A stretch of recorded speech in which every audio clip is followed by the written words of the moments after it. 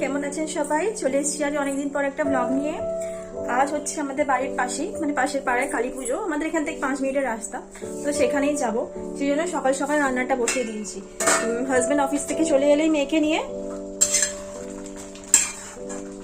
তখন বেরিয়ে পড়বো, তাই ভাবলাম তাড়াতাড়ি রান্না করে নি, রান্না করে আমি রেডি হয়ে নেবো। তাহলে ওরা এলে মেয়েটাকে শুধু একবার রেডি করে দিয়ে বেরিয়ে পড়বো। খুব ভালো এক্সাইটেড লাগছে, কারণ অনেকদিন পর মেলা দেখতে যাব, পুজো দেখতে যাব। মাকে দেখতে পাবো কিনা কে জানে, কারণ ঠাকুর আসতে তো অনেক রাত হয়ে যায়। তো মেলাটা একটু ঘুরে আসা হবে। আর মা যদি এসে যায় ততক্ষণে ভালোই মায়ের দর্শন করে চলে আসবো।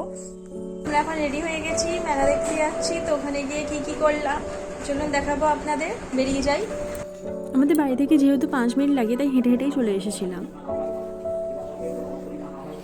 মা আসেনি তখনও, রাত করেই আসে মা। তো আমরা যেহেতু মা আসেনি তাই মেলার দিকে চলে গিয়েছিলাম। এখানে সুন্দর করে যে সাজানো রয়েছে ওখানেই মাকে রাখা হবে। তো মেলায় সব বাচ্চাদেরই বেশিরভাগ জিনিস, খেলনা এসব। আমাদের বড়দের তো তেমন কিছু থাকে না, ওই সংসারের জিনিসপত্রের দিকে এখন একটু ইন্টারেস্ট যায়, বা ঘর সাজানোর জিনিসের দিকে। তো তাই নাগরদোলা চাপতে চলে গিয়েছিলাম। মেয়েই ফার্স্ট টাইম চাপলো, বর চাপিনি, কারণ ওর এইসবে মাথা ঘুরে ভয় লাগে, ওর ভালো লাগে না।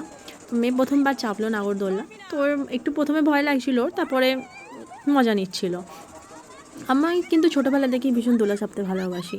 উপর থেকে পুরো মেলাটা দেখতে খুব সুন্দর লাগছিল। দোলা চাপার পর চলে গিয়েছিলাম মেলার দিকে, মেলাটা একটু ঘুরে নিলাম।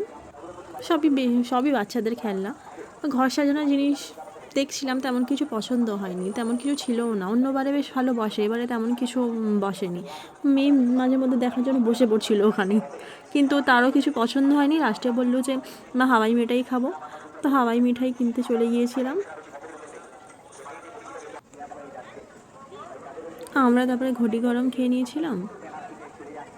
আর লাস্টে এই একটা ছোটো ল্যাম্প পছন্দ হয়েছিল, ওই ল্যাম্পটাই কিনে নিয়েছিলাম। আর ওরা বললো কি ফুচকা খাবে, ফুচকা খেয়ে তারপর আমরা বাড়ির দিকে বেরিয়ে চলে এসেছিলাম। তো এটাই ছিল আমাদের ঘোরা।